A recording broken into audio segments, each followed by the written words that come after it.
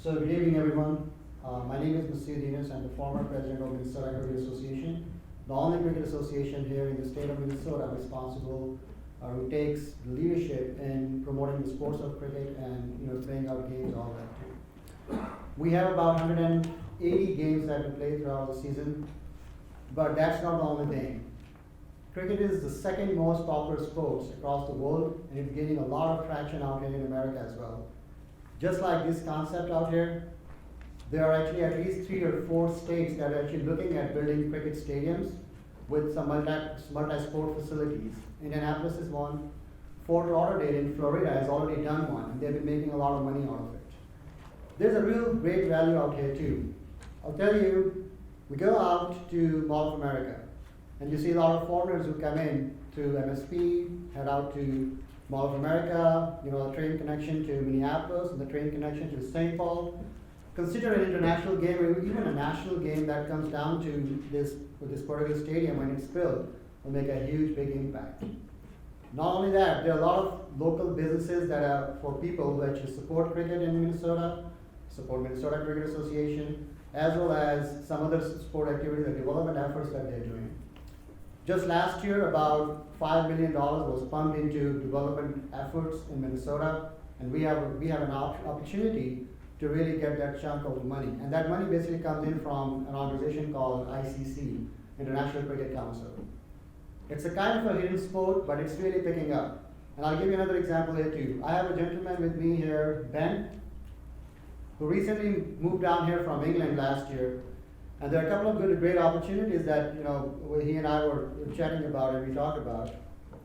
Big Bash League in Australia was started about 3 years ago. Well, about 3 years ago, it's a multi-million-dollar sports event that happens over 2 to 3 weeks. Similar events have popped up across the world. Really started from India with something called Indian Premier League Cricket. Something similar that is being planned for America, and venues are being sought. That's something within the next 3 to 4 years that will become really, really big and huge in America as well, because the game is picking up. If you guys probably remember, last year in the month of June, Pioneer Press featured cricket on the front page. And I always wondered why they featured it on the front page. Obviously, they had some data to support that out too. We also did an engagement with Minnesota Twins last year, and this year we'll probably be able to do a pre-game or a post-game game demonstration down at Minnesota Twins Stadium. That is definitely an opportunity that a lot of people are seeing.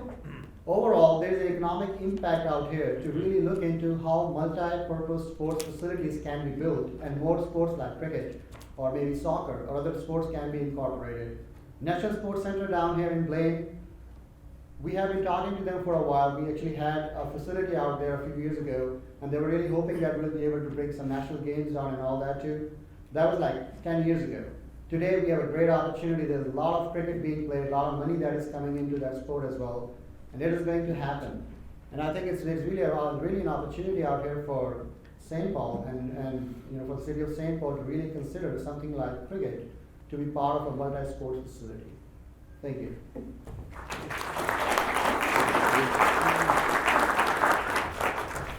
It's hard for you to see if you you can go online and look, but cricket, their field is an oval, and it could actually fit in here rather nicely. Their main playing area is there. Okay, we went through that. There we go. And now, real quickly, earlier in that video, you saw the existing floor plans, and Mr. Hughes is going to speak in a little while. He had the opportunity to tour it a couple days ago. That's what we have now. Those dots are about 27.5 feet on center, so it gives you the size of the massiveness of that building. This is the floor plan again because I listened. This is the lower level now. Parking, pretty much end to end. That's where 5th Street hits Broadway. You'd have a lighted intersection there, an easy in, and on this end are the 3 existing doors. So people could come in out, from the Bento, the back into area into downtown St. Paul. Hundreds of parking spaces without a lot of expense.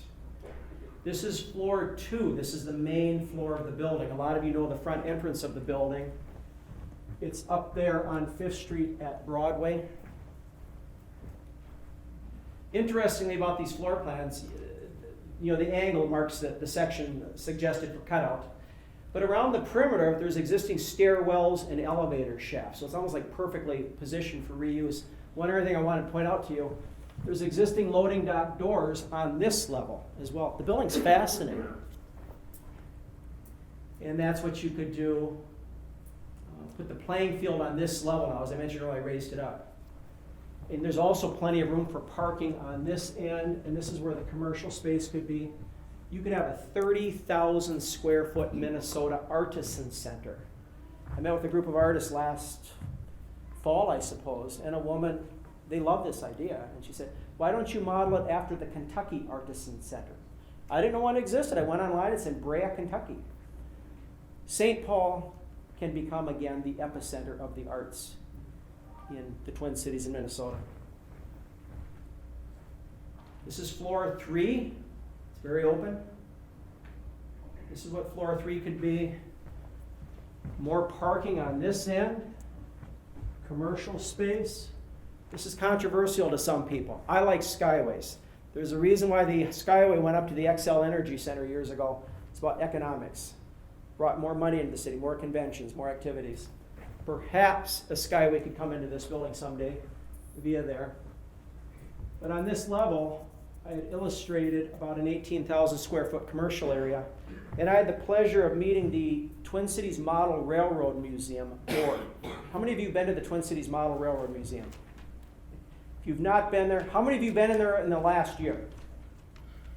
Yeah, that's what's been happening. When they were lured out there in the mid-'80s to Bandana Square, that was built as a specialty retail center, it didn't survive. And I believe one of the reasons it was rather isolated, there wasn't anything else to do.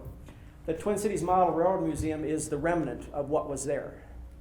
And their 80th anniversary is coming up, I think, in another 2 years. We need to get them back to downtown St. Paul. There's room for them in this building. There's actually a 4th floor in the building. It doesn't look like it, but it appears to be on the floor plan they gave me. It's up in the corner on Broadway and 5th. I'm assuming they won't let me in the building. It's a mezzanine. I'm sorry? It's a mezzanine. It's between the 2nd floor and the 1st floor. Is it between? Is it? I apologize. I'm sorry. I didn't know that. I thought it was the 4th floor. It was where all the offices were, for the purchasing, planning, and all that. Okay. So it's actually below the 2nd floor and above the 1st floor. God, you're the only one who's caught this. Thank you. I'm sorry I didn't know that, and nobody corrected me until just now. Well, let's skip the sports bar on the 4th level then. We can always add it later on. But you see the potential in the building. It's so massive and the floor heights are so high. And then there's that was what I was suggesting for the 4th level. The ceilings are very high. You can always add another level. I won't get into that right now. Then there's a massive rooftop. Each of these sections that could remain are about 3/4 of the size of Mears Park. You could have the ultimate green roof up there. More seating. Somebody said, how many seats would this hold? I said, they're shooting for 7,000. I think the beauty of this plan is you can grow the seating as you need it over time. You don't need to do it all at once. Somebody said, why don't you put a miniature golf course up on the roof? I mean, there's plenty of things you can do. I know, Dave, you don't want that because you have one at the Schmidt Brewery. That's right. Okay. But there's so much potential here. Okay? And again, it goes back to, you could make that building look like that in 2 years.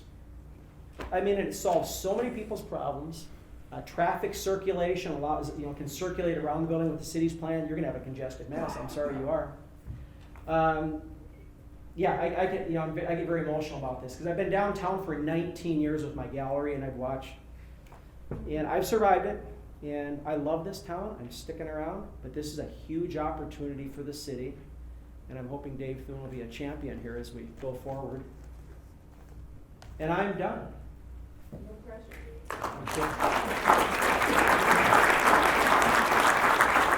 And when we finish our presentations here, Charles. Charles, we forgot Charles. There will be plenty of time for questions and answers when we're done, and if we have to stay here until midnight, we will. We'll answer your questions, your comments. If you have suggestions, we'll write them down. Charles Senkler is a good friend of mine. He owns Fabulous Ferns up on Selby Avenue. If you've never been there, go. All right, well, glad to see everybody here, and I have one really singular point that kind of sticks in my craw. And my experience, I've been working in the hospitality industry for 35, 40 years. I worked for Walt Disney for a couple of years on some of their bigger developments, Disney Boardwalk, Swan Hotel, Dolphin Hotel. I've worked with the American Indians. I did a lot of design work out of Treasure Island. I built with Norman Crooks the first 2 high-stakes bingo rooms at Little Six, which is now Mystic Lakes.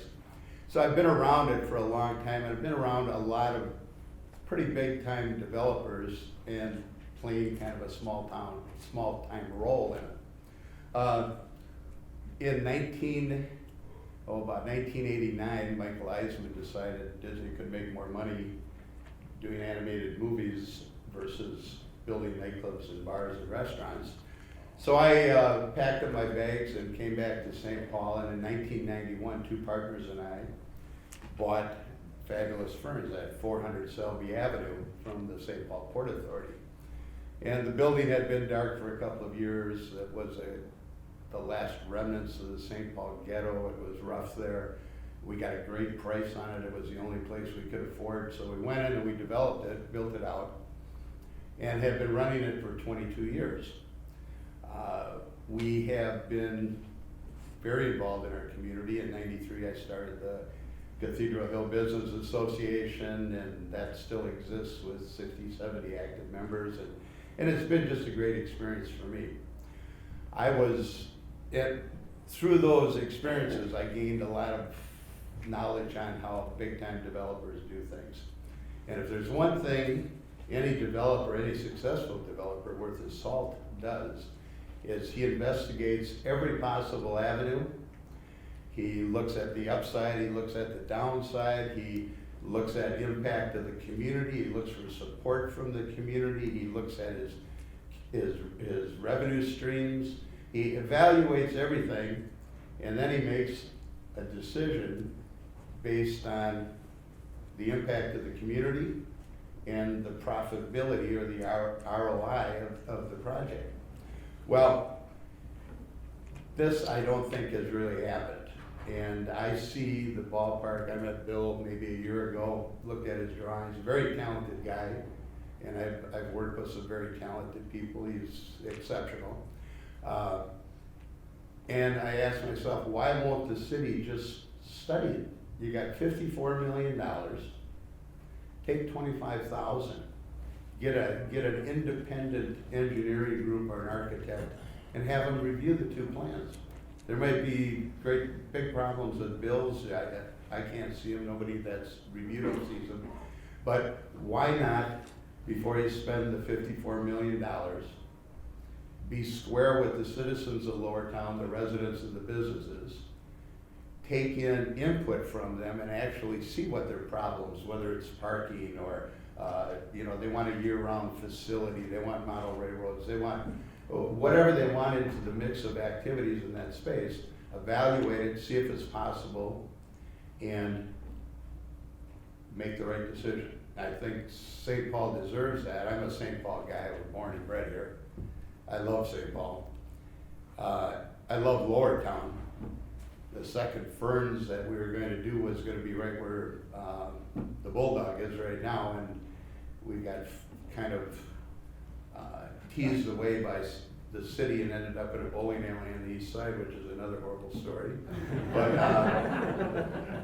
I think, and I participated 25 years ago on the design for Mears Park with the little winding streams and all that. And at that time, and I'm trying to think of who the mayor was at that time.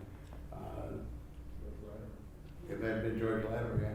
We were trying to convince the city to lift the park up and build 2 levels of underground parking. Put the park back down like they do. They have a lot of them like that in San Francisco and different parts of the West Coast. Or look around, find all the building owners, find the most decrepit building in the area, do an eminent domain, tear it down, and build a parking lot. You need parking. 25 years ago, you need parking in Lowertown Today, you need it even more. 25 years ago, you needed any kind of activity that would create traffic, retail traffic, take advantage of the architecture down there, take advantage of Mears Park. You need people on their feet, you need traffic, which is part of the city plan. But yet they take this great building, and this building can be fantastic, and they're just gonna throw it away. And the other thing that a lot of people don't realize, in the world of sustainability and recycling, and let's do something for the future of our kids and things like that, that building recycled with a decent purpose and a successful effort would be the biggest public relations thing St. Paul in the world today could possibly do. It would be on the front page of every architectural journal in the world. And it is things like that. We're the capital city of Minnesota. It's really, we have a leadership position in the state. It's not Minneapolis, it's not Mankato, it's not Mystic Lakes, St. Paul. And we deserve it. Thanks for showing up tonight, and I hope you get active on this, because I think St. Paul really deserves a break on this. Thanks.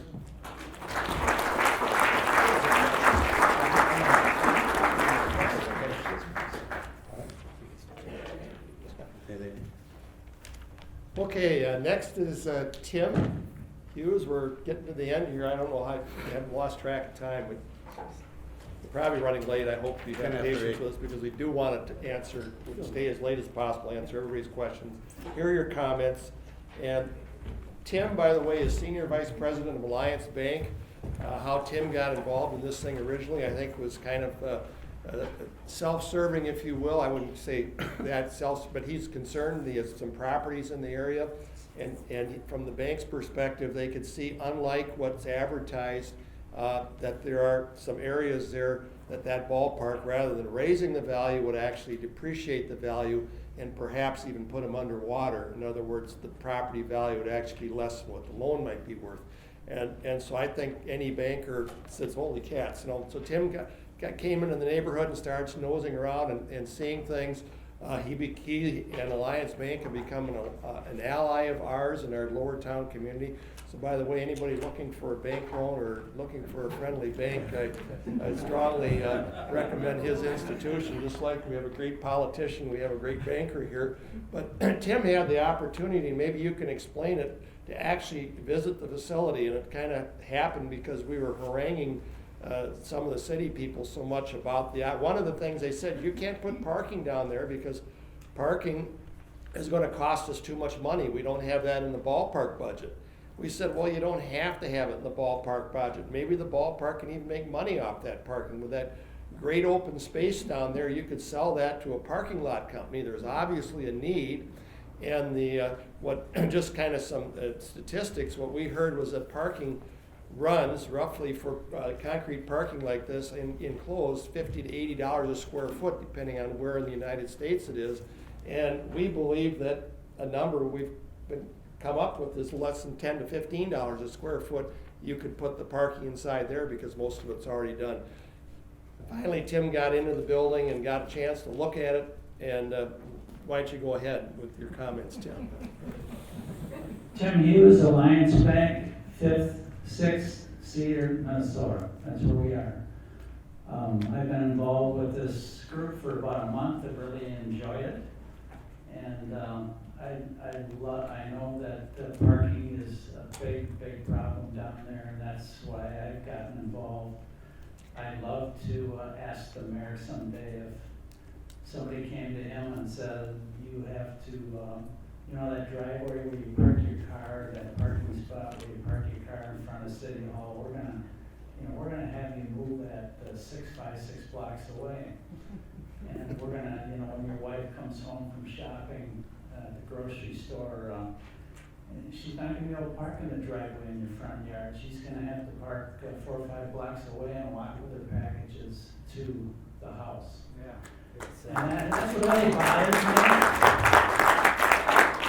That's what bothers me the most about this whole thing, is that the city is ignoring the people from Lowertown. The businesses and the citizens of Lowertown, these condo owners that are from Market House getting booted out of their parking. I just think it's a tragedy, and that's why I've gotten involved.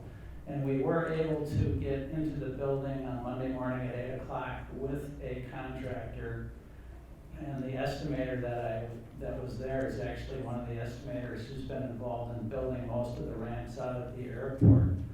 So they're gonna put together a low ball and a high ball estimate on what it would cost to retrofit that lower level into parking. You know, it isn't gonna be perfect because it wasn't originally constructed for parking, but you've got so much concrete down there that's already there, and so many pillars there that you could probably design a parking ramp down there that would service a lot of the businesses and the people from the area at a reasonable price. So that's what we're trying to do. This contractor is gonna come back to us here. I called him today, and I know he's busy on some projects, but we're hoping to get a high bid and a low bid from him pretty quick. And then through Charlie and some other people we know, see about the possibility of whether there's a group that wants to go in and privately develop the parking, which is at least a start, you know, at least a start to maybe accomplish a little bit more here than, you know, I think everybody loves the city. You know, people have to live, they gotta work, they gotta have a convenient place to park. And so that's my involvement, and that's what we're trying to do.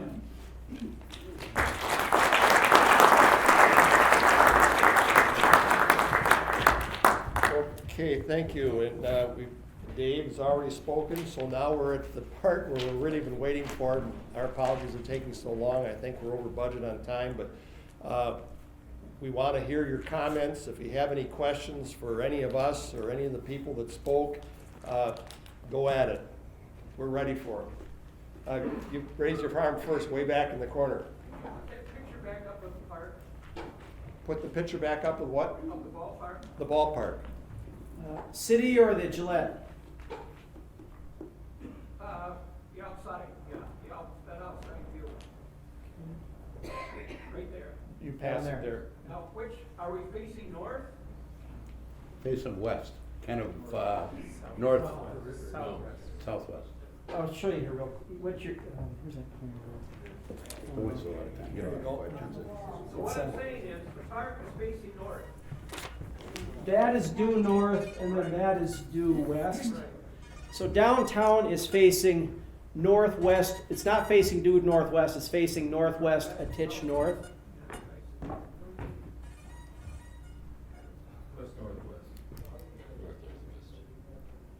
Did I say that wrong? No, you said it. Okay. Any other? Yeah. Yeah. Has anyone been here since like the 80s when you could go down to Galtier Plaza, drive underneath, go to the theater, go shopping, that kind of stuff? I remember that. And then I've been here, I've been pastoring a church, Calvary Chapel, St. Paul in downtown St. Paul for over 22 years. And we've been at the Rossmore building, and we eventually grew to over 12,000 square feet of space. In fact, we took over all of 10th Street of the Rossmore building and built a 350-seat sanctuary. Had a couple of services. But when the Rossmore building got sold, they turned it into affordable housing. Cheapest condo was $250,000. All our parking went away, and we went from a congregation of 500 people down to like 150 people because we had to bounce around, move around. And now we're finally back into Lowertown, St. Paul, and we're growing to about a couple hundred people now. And we love the farmer's market. We love the parking that we get there. And literally, all through the summer through farmer's market, we bring a couple hundred people into downtown St. Paul because we're not an east side or west side or a central church. It allows us all to come into downtown St. Paul, which people love. But light rail and biking is just not going to do it.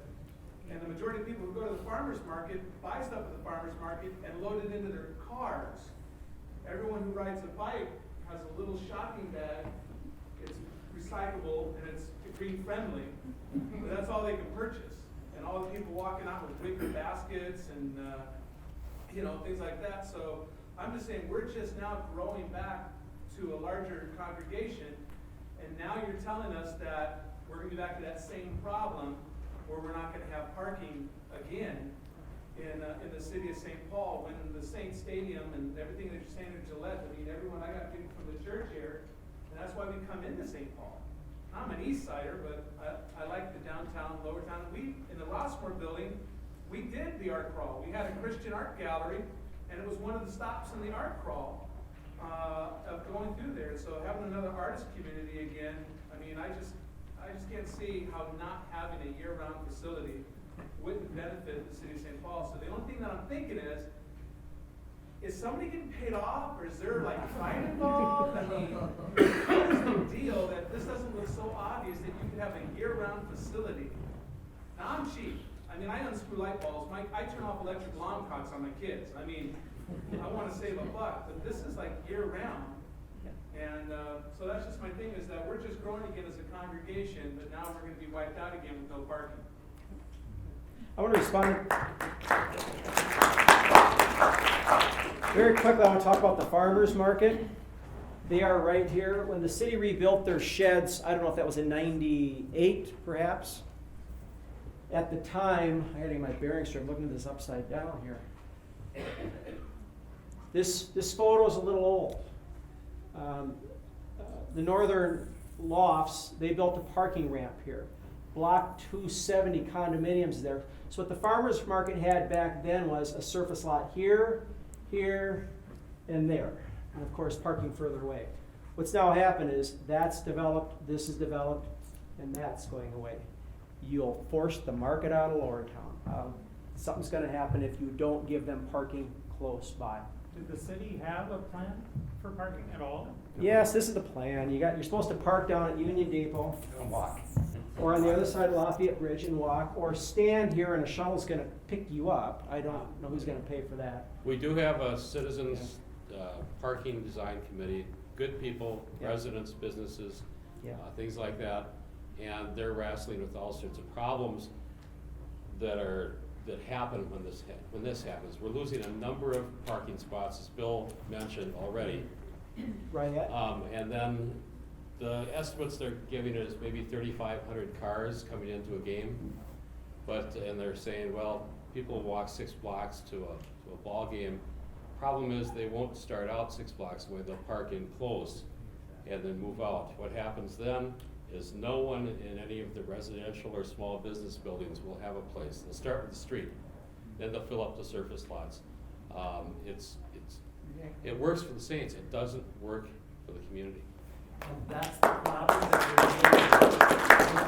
we're in Market House, and that's the problem. If we rent a garage space or lease a space, if there's a game going on, they get to park in there. It's first come, first served. We don't have any designated space, and that's the problem. You could have designated space in Exactly. downstairs. Okay, right over there. Dick Swanson, we've lived downtown since 1990 in Lowertown, and we live very close to, we can look out our back window and see the maintenance building. We live right down the other end. This one, right there. Right there. For us personally, it'd probably be an advantage to tear down the large Gillette building, but I don't think it's the best thing for St. Paul.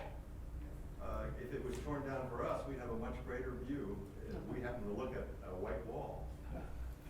That building, I've walked around that building. Just look at that building compared to the farmer's market. Huge. If you haven't gone up to that building, or haven't been in it, I've been in it years ago. This is a massive, massive piece of work. And, there are trailer trucks that drive inside that thing, on levels. And so it is you couldn't duplicate that kind of building today. It would just be incredible to have these 4 levels that could be used for purposes. Somehow, at least we have a plan here. I don't even know what the city's plan is. They have a drawing that was one that we weren't supposed to put in our head because they're still working on a plan. It seems to me that there's a plan here that has so many dimensions to it. The cost, I would like to see the the numbers, but I guess, I'd like to think that this would actually come in at the number or lower. I'd just like to make one comment if I could. Where you live over here, with the city's ballpark plan, the game is on, where are all the noisy fans gonna be? And you're gonna be every home run or double or out that's made, double play, you're gonna hear it all night long. Whereas the plan that, whereas the plan that, the other plan that saves the Gillette building, the noise goes away from Lowertown and the residents, and also that large building kind of looks like a big noise shield. So I think that where you are particularly, I had to jump in, anybody living down in this area, I think will find it to be a better neighbor, noise-wise, to have the building in place yet as a noise shield. My point is that is such a massive and amount of space, covered space that could be used for so many things, that it'd just be a crime. I agree. The development cost would be about $125 a square foot. You know, if you're looking at a new space, new construction, rock construction, it's about $1.25 a square foot to enclose the space and put a floor in. Who's had their hand up the longest? Wave it. Me. Hey, sorry. I'm Lynn from the Market House. And Dave, I want to thank you for being here. I really appreciate it. But I come to these meetings and sometimes I'm feeling like we have all these great discussions, but we're not in front of the right people maybe. So I'm wondering like how we get in front of the mayor, or I mean, I would write the mayor this weekend, but Where is the mayor? Where's the mayor? The mayor should be here. yeah, like how do we get in front of him? At this point, I mean, I'm talking real pragmatic, and I've been around politics a long time. There needs to be piles and piles of letters and emails that go in before we can get somebody's attention. Because it's very hard to stop a train that's headed, in one direction. What? Can you get his attention? I've tried, and I wouldn't blame it on the mayor. It's an entire city bureaucracy that's working on this, and with good intentions. But I think it's just headed the wrong way. I think you need to get people's attention by sending emails, phone calls, and letters. What about a petition or something like that? Emails, phone calls, and letters get more attention. Petitions we just keep for our mailing lists. Here's a petition for you. There's a camera in the back of the room.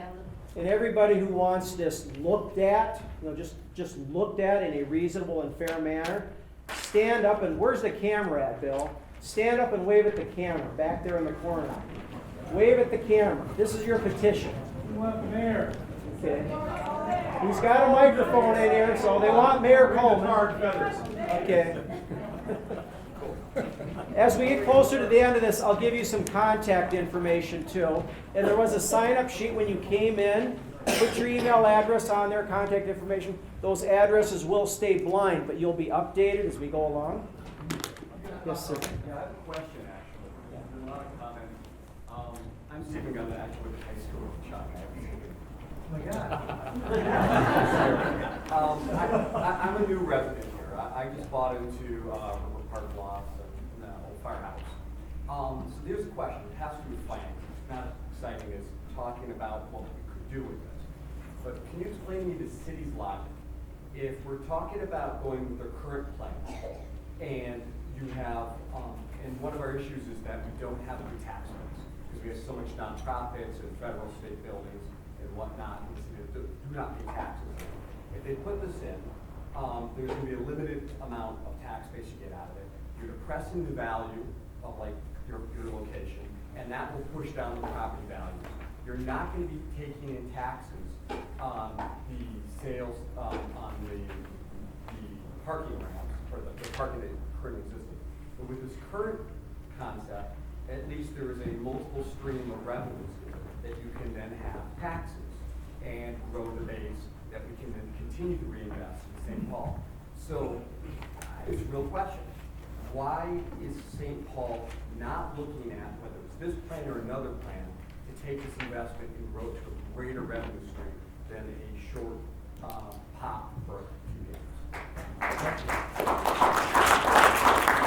We're the government. We're here to help.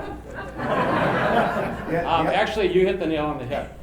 A lot of the things we've talked about probably will cost more because what we're going to get is kind of a fairly low finish ballpark with the current plan. This will cost some more, but that doesn't count the offset with revenues. Yeah. And I think, Bill's mentioned a number of potential rent-paying entities that could move in. Obviously, there's an offset if you're renting out parking below the building, especially on game days, because who would want to park somewhere else? They could drive it right in under it.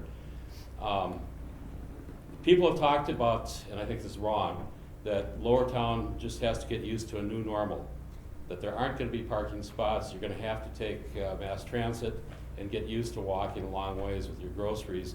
And I just think that's wrong. And I think that it's, Lowertown is really special. And I've always thought you go home with whoever you came with to the dance. And what we're doing here is trading off everybody that made Lowertown for something new. And I'm all for the new, but I think it's going to hurt the people that really made Lowertown what it is. And that's what's special about this. The ballpark needs to help the people that are there already, not hurt. There's another point to your argument too. There's a certain amount of political timing on the election cycle that relates to the let's get this torn down, let's get some cranes in the air, let's get something happening.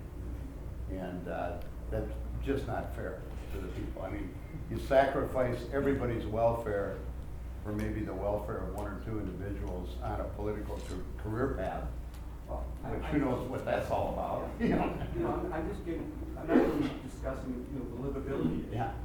I'm just trying to make it so that it's a simple calculation. Right. Yep. Yeah. You invest X amount, you get X amount back. It's a numbers crunch. And you're deciding to choose X, get back minus something, by not investing in it. I just got a lot of numbers today, and it does show some expenses, but I have not gotten the revenue side.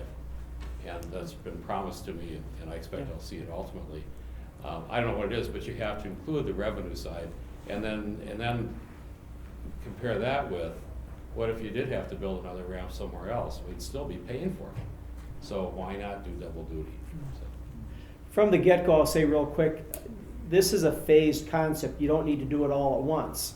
It's like when you build an office building, you build out the floors as you get tenants.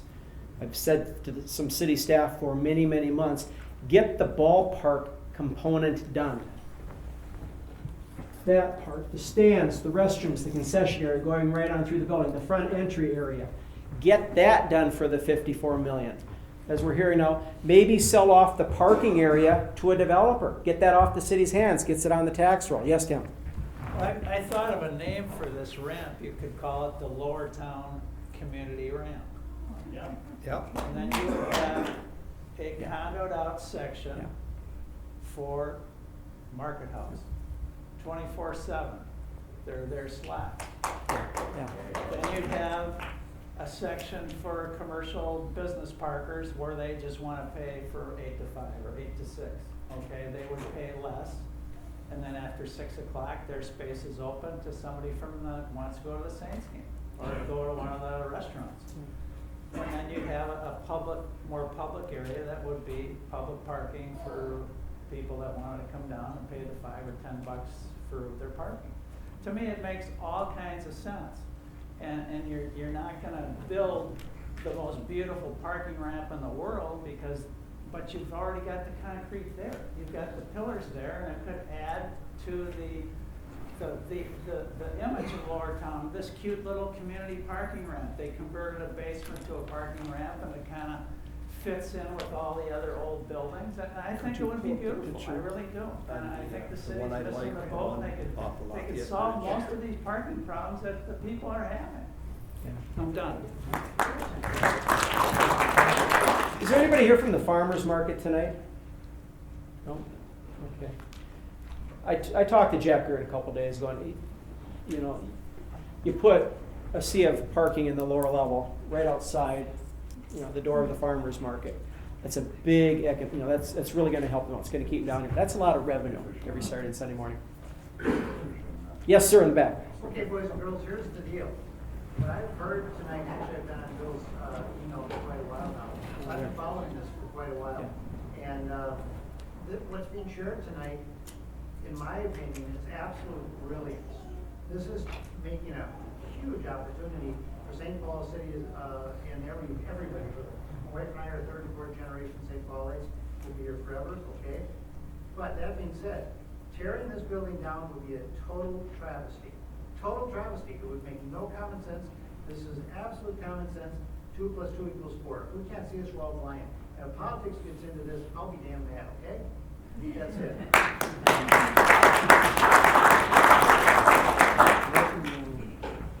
My name is Tim Holden, and I've been affected pretty negatively over the last 2 years by lost parking. This project is a prime example of our leader, our mayor, not wanting to listen to what's going on. Dave Thune, I want to tell you, wonderful job. When you say to us that you're very sad about what's happening, I mean, you've got some guts. Beautiful, you're here listening. My council member that I have in my location where I'm at doesn't come to these meetings and doesn't listen. So I give you the captain's patch. Beautiful drawing, Bill. The bottom line is, folks, if you lose the parking that you have here, you are going to have nothing, and I repeat, absolutely nothing but headaches. St. Paul's middle name is going to be lost parking, no parking. And this is the reality. If this gets done and they ran this thing through, which is what they're doing, that's the same thing they did with the light rail, you're going to be so upset. Amen. Nobody's going to want to come downtown. Parking is huge. Parking is everything. In downtown, right now, as you can see, finding a place to park tonight was almost impossible for myself. This has to be addressed before we go forward. We need to fire the existing mayor. He doesn't return phone calls, he doesn't have accountability, and he will not listen to people. This is what we need. We need the mayor here. This is his pet project. I want to let you know that. This is the mayor's pet project. You guys are all going to be negatively affected if this goes through, and you're not going to be able to do something to slow it down. So I tell you, my building, I've got a property on University, and I've been affected by lost parking. It's your livelihood, and a lot of people, this is your life. You know, you can't find a place to park when you come home from wherever you might be. Wait till you have a couple ball games. Can you imagine the headaches? I just want to say the ballpark is not ready for prime time, and I hope you guys write and email and whatever else. I'll send around my cards. The best thing we can do is try and put a stop on it, because if the parking doesn't get done, you will have nothing but a headache. Guaranteed. Thank you. Yeah, sure.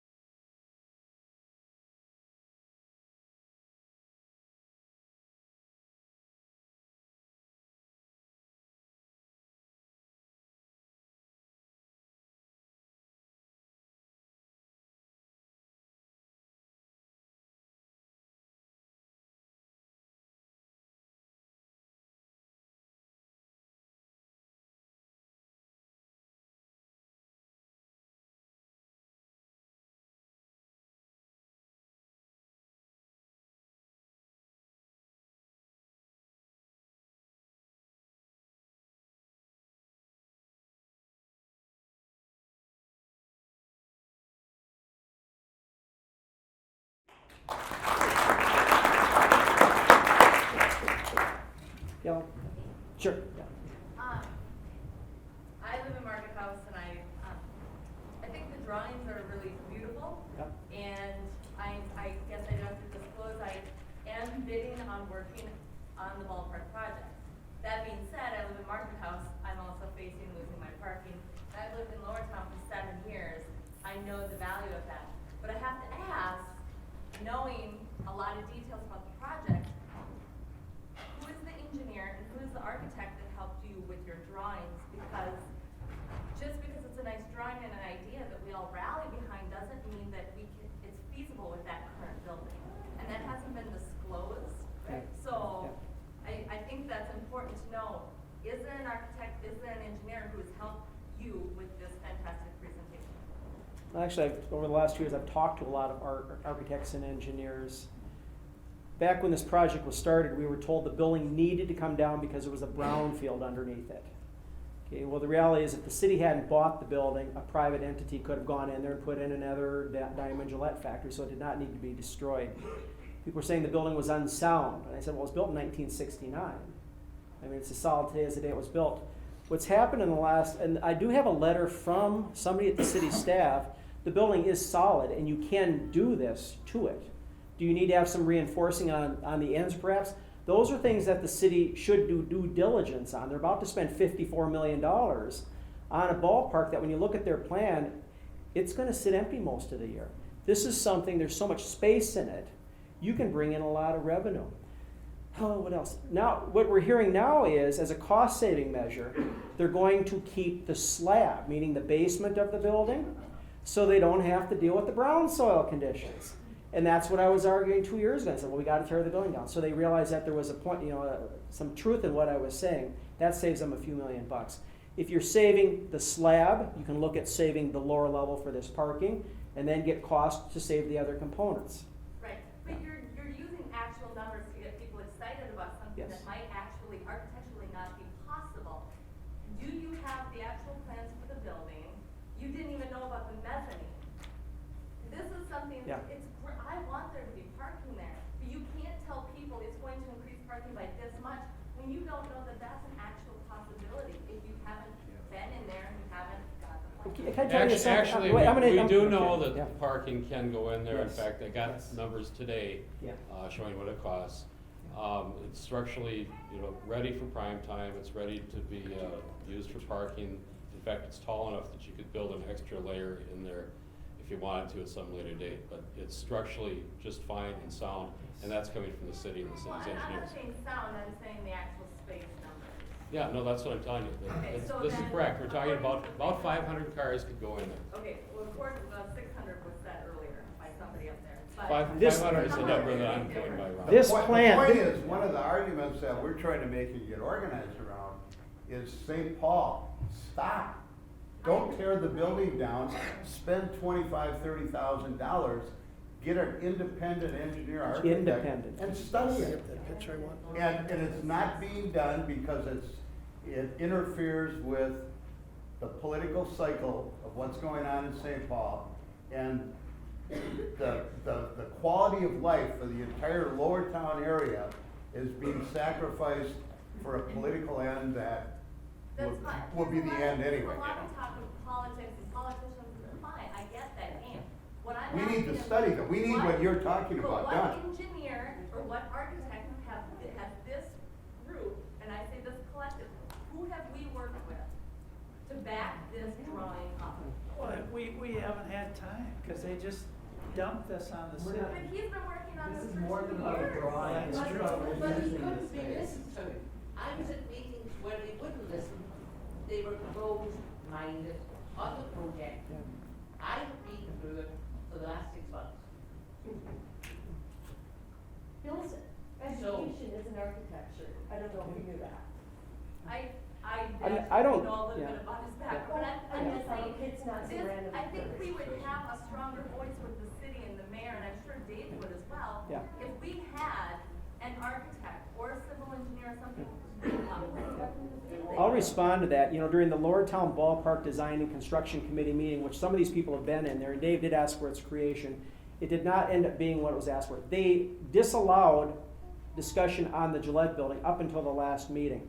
I then asked Logan Gherkin, the head architect for the city's plan, can we have a townhouse type meeting and separate the wheat from the chaff so that they can get up here and look you in the eye and say it can be done, because they know it can. They don't want to do it. They don't want to back up. When I did the first conceptual drawing, a perspective and a site plan in January of 11, Mayor Coleman had an opportunity to look at it the next month. When he found out, he asked, where did the idea come from? When he heard the name Hosco, he refused to look at it. And that's what's been happening ever since. The reason why this package keeps expanding is because I hear excuses from city staff. The stories I could tell you would make your head spin.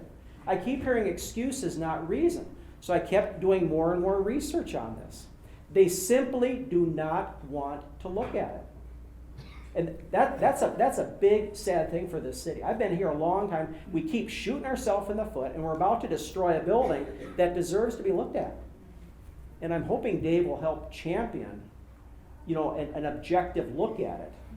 And then they're also saying the ballpark needs to get done on July. The ballpark does not.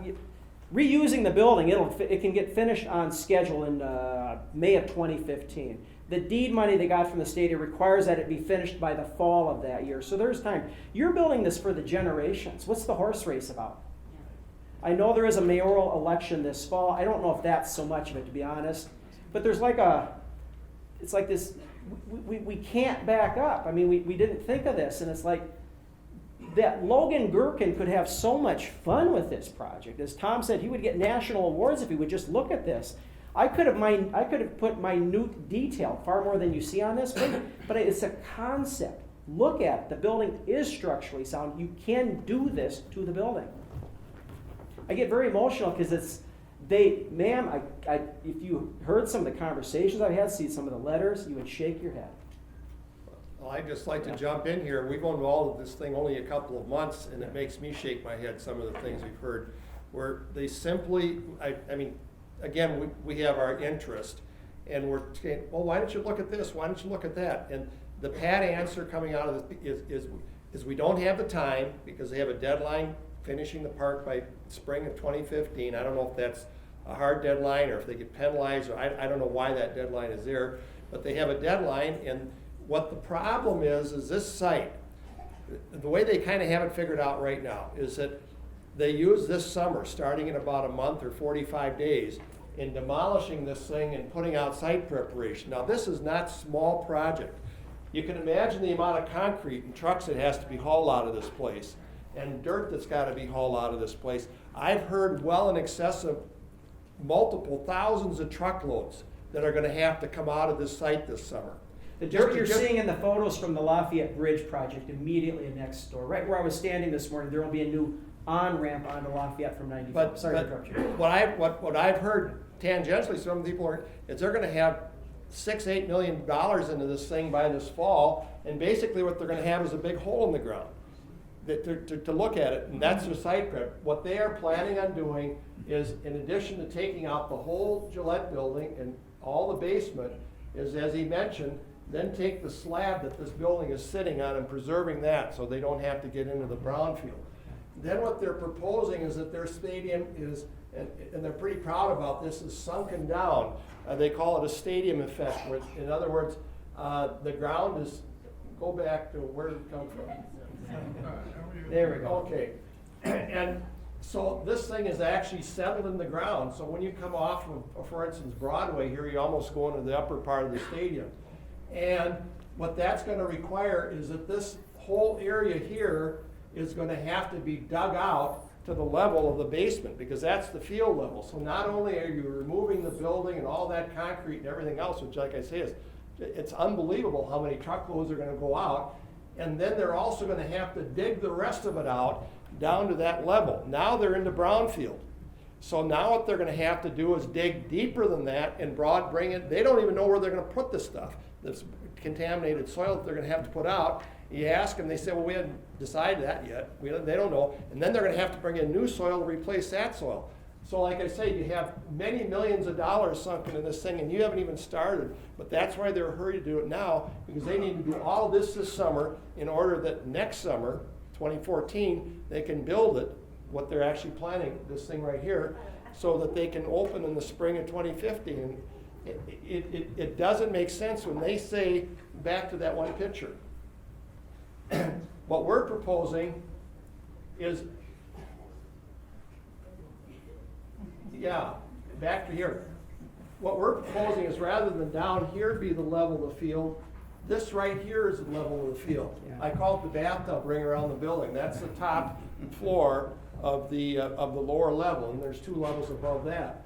But anyways, as you can see, not only with the bills or some subtype of Bill's proposal where you go, and I said they say the group, not Bill's proposal, or if the It's not group's mine, proposal, it's the community. maybe you have to cut out, let's say, for instance, a third of this top 2 floors, Yeah. which is much less, many more less truckloads coming out. And this whole area here is almost at grade right now, so it doesn't have to be moved. And yet, when we talk to the city, say, hey, they're saying that our proposal is gonna cost more than their proposal. It doesn't make sense. I mean, just look at it. I'm not an engineer, I'm not an architect, but when somebody tells me that leaving this at grade and basically undisturbed is gonna cost more than doing this massive amount of work this summer, it just does not add up. Tall guy in the back there. You, yellow shirt, you. Yeah. Stand up, please, stand up, so we can hear you. Okay. How much money does the mayor need to get to change his mind? And seriously, has anyone come up and said, look, this is the budget plan or anything like that, compared to what people are telling you for their proposal? Has someone showed you the money and crunched the numbers yet? You know, nobody's on the take in St. Paul, believe me. No, they really are. Nobody's on the take. And I think this is driven more by a timeline than it is by politics. And the timeline is there, it's real. But something this important, I think all I'm saying, all Bill's saying, all other people are saying is, this is too important to just keep it on a fast track. We've raised a number of real issues, and we need to stop and take a look and see if there's another way to do it to answer some of these other questions. That's all we're asking. We're not claiming we have all the design and engineering data, although nothing we've seen says you can't do it. It's just a design function that will change. But all we're asking is just stop and take another look. And let me repeat, you gotta send emails, you gotta send letters, you gotta make phone calls. You know, I've already spoken up and said stop. It's not stopping. That's just the way City Hall works. We need to hear from people in each office of the council and the mayor's office. Put your email address or phone number on there, or if you stay a little while longer, I'll give you more contact information. Yes, sir. I have been at a few of these committee meetings where the public is basically present but can't speak, except for the very last one where we were permitted to say a few words. So basically, the committee talks amongst each other, not completely without the outside listening into it, but without any input from the outside because they don't let us talk. I hope sincerely that somebody from the Pioneer Press and maybe from the TV would be here, because we are here pretty much from downtown St. Paul population and mainly from Lowertown. I think the St. Paul general public needs to know what is going on in those closed committee meetings and those decisions being made without input of the general public. I think that's what the newspaper and what TVs are there for, is to basically bring the concerns of a sizable group of people to the attention of the general public and let the general public see how things are being done in St. Paul. Is Pioneer Press here currently? Yes, sir. Over the last 6 Yeah. months, these meetings.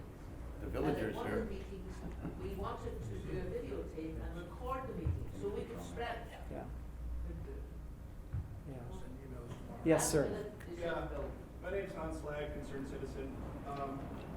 My encouragement, to all of us, and I agree here, is to send as many letters and emails as we possibly can. I was a temporary legislative assistant, and I can tell you firsthand, unless we all send a massive pile to them.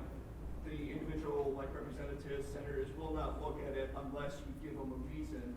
The only reason we can give is that there's this public outcry and support for this plan, or at least, I like that, let's have an independent architect to see which is the best plan, or maybe there's an amalgamation that we can do, a combination, or whatever. And so yeah, you have to send in letters and things like that, but what I really wanted to get to was, the parking in downtown is a huge, huge deal.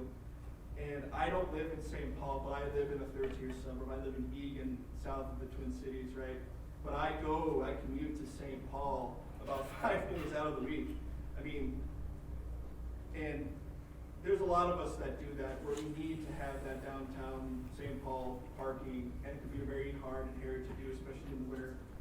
And it's more practical for a lot of us to drive there, park, do our business, whatever it is, and then drive home rather than being forced to do light rail or bus transits, which just adds to our commute time.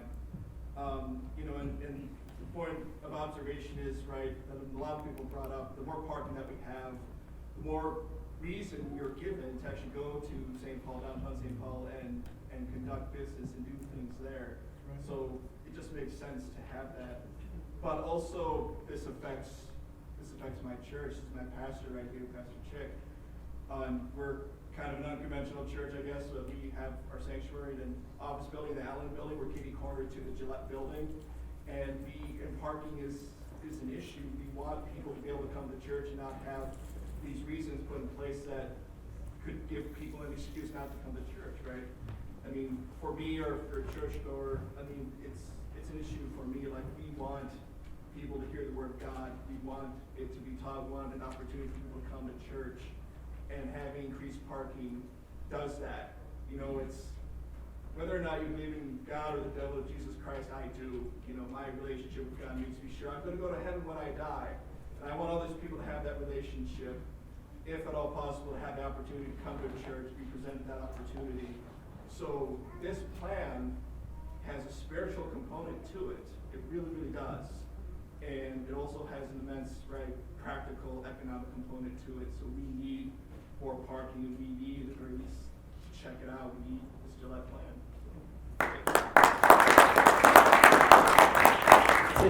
If you're gonna leave before we're done, I'll stay here until 10.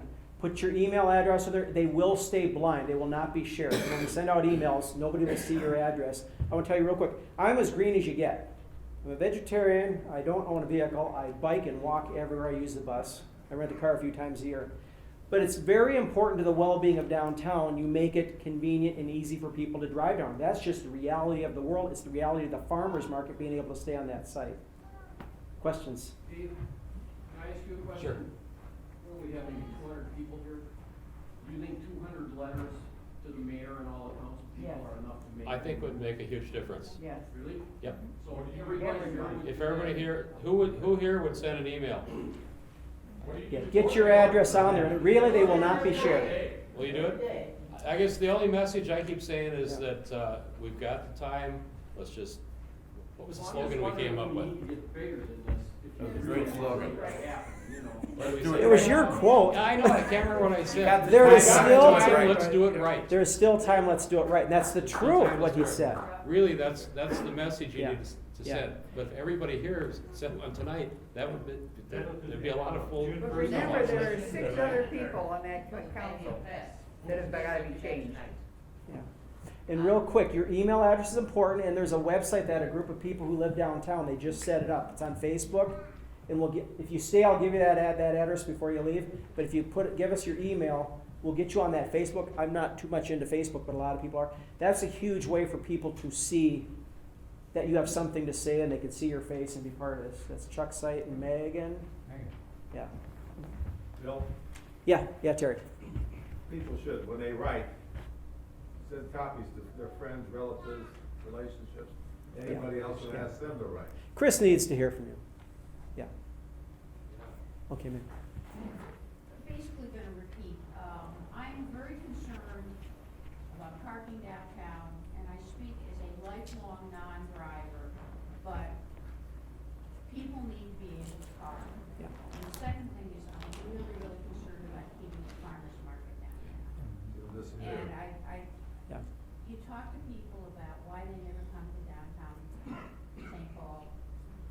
always say they can't find parking. Or convenient parking for them, they don't want, Parking. yeah. Minnesotans won't walk. Whose else had, who's had the There was last? a woman in silver hair right over Okay, there. yeah. I'm speaking as a mother and grandmother, and I just wanted to point out that this is going to be a city park, and we're gonna have a lot of little leaguers coming. We're gonna have families and grandparents who are going to be, who will need a place to park, where they can just easily come and enjoy our park. Somebody's over here holding up their hand a long time, right there. Their arm's getting tired. I haven't noticed it. Ladies Builds up first, okay, stamina. wait a second, ladies first. I've been holding my hand up just. I'm sorry, ma'am, if I've overlooked you, I'm sorry. My name is Dorothy Riddle, and I am a newcomer to St. Paul, to Lowertown. I've only lived here a couple of years.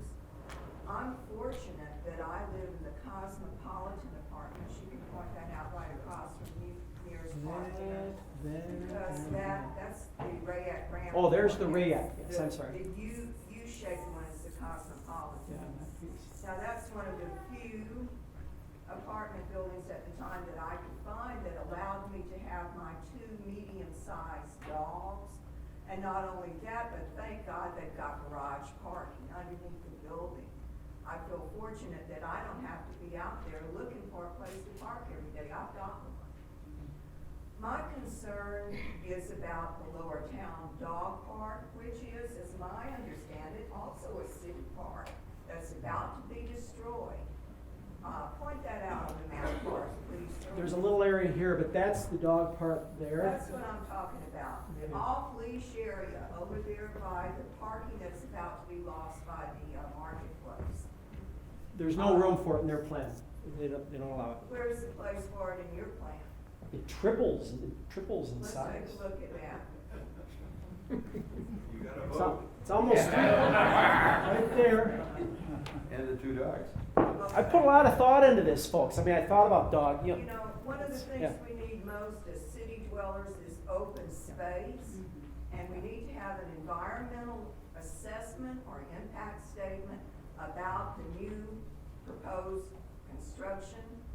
I don't know if our city has thought of that, and I can't understand why our city would want to take away a city park that is open space, that allows off-leash area for the mini dogs in Lowertown. You had a couple of dogs in one of your pictures walking across Fifth Street there. You know, that is my sanctuary, that dog park, because I can go there with my 2 mutts and sit on the bench and enjoy the 30 mature trees that are on that lot. Why destroy them? That's all I had to say, and thank you. There is an environmental assessment that's been done, and it's waiting for comments from people. You can find that online, look up the city of St. Paul, I don't know, look for Ballpark or Saints or something like that, and there'll be a place where you can register any feelings you have. But typically, they don't do very much because nobody ever sends anything. Do you have the exact address of that, maybe you could give me after the meeting? I think I don't know it offhand, I think if you just look up City of St. Paul and look for the Saints Ballpark, you'll Well, find you it. know, Or leave us a note on the tab outside, we'll get it for you. Okay, just one further comment. When I was at the dog park this morning, I picked up the flyer for this meeting, and it said on there, Save Our Dog Park. And then when I get here, I see the list of the emails that I can contact about saving the dog park or making some changes to the ballpark. Wouldn't it be nice if those were all on a little bitty business card so I could hand them out to my buddies at the dog park and they could stick it in their pocket when they're out there walking their dog? They don't have any purse or anything to stick in. Let's put it on a little business card, not on a big color brochure. Let's not spend the money on that. Let's put it on a business card. And you can hand out a lot more of them that way. Sandra, that'd be your job. Yes, sir. Okay, I was trying to figure out what the process for this is, like the eminent domain for getting rid of the marketplace's parking lots, or were they leasing that from the city? No, they purchased it. Okay, so And that was the initial way the city was attempting to get it, because they needed it for that plan, was they went ahead right away with eminent domain, which I think is wrong. And I think we've got the city staff squared away that they're now trying to find a replacement rather than just buy them out. So that's where we're at on that. Okay, so the city owns this project. This is a municipal project. This is a municipal And project, floating which is why they bonds. can use eminent domain. And they're floating bonds for it? The whole funding process is very complicated. I couldn't even tell you exactly. You know, it's half the money from the state and a little bit more from the city, and then 10 million from the So city. there had to be due diligence, like the environmental impact statement? Yep. And I assume somebody somewhere did a traffic study for this thing? That's where I think we're lacking. They've done a study, but the study basically said, here's what we need for the ballpark. There's 6,000 spots within 6 blocks. And that's great for the ballpark, but that's not great for the citizens and businesses. That's a wish list, that's not a real, I mean, I live in the Lowertown Commons on the 7th floor, so I get a panorama of this whole thing, including the farmer's market, and this summer it's gonna be the light rail, which is also gonna be interesting when they're demoing this building. Also, I'm an architect, and I just finished a 77-acre, $500,000 square foot building in Chicago. So Really? I've seen this kind of stuff all my life. There is an I can't remember, it's not an EIS, environmental something or other. EAW. EAW. And you can find it online, and it does cover parking, but again, in my mind, it covers only what does the ballpark need, not what does the rest of the neighborhood need. Traffic would do all the arterials, would do, you get a real professional firm to do it instead of some cube rat doing it in an office. So, I have a really jaded experience with municipalities and other authorities having jurisdiction. What is the schedule? When's Ryan going to start? They want to start demolition this summer, early June summer. 1st. June 1st? Roughly June 1st. April Fool's Day? No, June. The building needs to be remediated, and I've heard that as an excuse. Well, the remediation to repurpose the building is gonna be expensive. It's like, well, you have to do that whether you keep the building or take it down. Yeah. And that's gonna start occurring late next month or into May. I mean, I have a bad feeling that we could write, spend all our hours in front of our little keyboards writing emails and letters to everybody Yeah. downtown. And as a politician, and I really. You said that in a friendly way, right? I think it's hard to stop something that's barreling down this far, but I think if 200 people all of a sudden send emails and letters to City Hall, I think that would get people to go, oh, geez, Well, maybe there is something. There's also the I word that you can, the injunction. I've never put a lot of faith in suing, because usually the city's got lawyers on staff. To fight against you, isn't that something? You're paying their salary and they're gonna fight against you here if they need to. But in order to buy time. I think we just gotta overwhelm it with numbers and say, look, there's time, let's do it right. Yeah. Don't go after politicians, don't tell them I'm gonna sue you. Actually, honestly, we kind of dismiss that. When people threaten to sue, I kind of blow it off, because everybody threatens that, and nobody ever does it successfully. Civil disorder. I'm gonna address your parking thing. I didn't get into this earlier. Right now, 5th Street wraps around the site. It's been dead end down here for a couple of years because of the bridge. It used to go through here and then it would hit 4th Street and go out to Vento and off to, Mounds Park and 94. With the city's concept, that goes away. Okay. I can just feel it in my bones. You're gonna have a congested mess down here. Prince Street, they're gonna try to upgrade. but all the surface lots are back here. It's gonna be a congested mess. And as Dave said, everybody's gonna take every street spot for 6 blocks in all direction. Anybody who lives down here, you're gonna be, you know what? This concept, right from the beginning, it just makes it, there's enough to actually, this is pen and ink and watercolor, or technical pen. It's very nice. There's just enough room to wrap 6th Street around the site to hook up with 4th, so traffic can actually flow around the site. With the city's plan, it's not gonna be able to do that. You put in a full-fledged intersection here and there with lights. When cars come in from the east off of 94, pre-big event time, Saints games, concerts, whatever you got, pre-big event time, you actually have this a one-way so they can hang a left if they don't want to park in the building and go for the cheap lots out back. Rather than having to go through Lowertown and get over there, they can hang left and go back. After game time, you reverse 6th Street to flow the way it does the rest of the way out of downtown to help them get out of downtown easily. People will stay and spend money if they want, but if you stick them in traffic every time they get in and out of here, they're not going to come as often. So that's just one more reason why this should be looked at as far as the traffic flow. People are starting to leave, so maybe we should try to get as many more questions in. Yeah. How many more people have questions? Well, yes, ma'am. Can you show me on both plans how the trail connection is preserved to Bruce Bento and Salem Creek? I didn't see that. With the city's plan, I'm concerned about this. We want to have a path between the buildings. Okay. Okay, that's a 2-block long cattle chute. The grade drops. Actually, the road, the path is the road that goes by the Black Dog Cafe. That's Prince Street, but and then back, and it does curl back around and connect up to the other streets in the back trail. There was talk about that being a trail. Or a bike path back there as well. I think right now we got the bike paths included in the streets. One of the other issues, though, is by extending the street, we take out a couple rows of parking in the existing surface parking that the people in the northern warehouses. So, again, we lose more there as well. This allows you 2 ways to get to Vento. Again, easier flow for people. Yes, sir. Can I see the city's plan there? Yeah.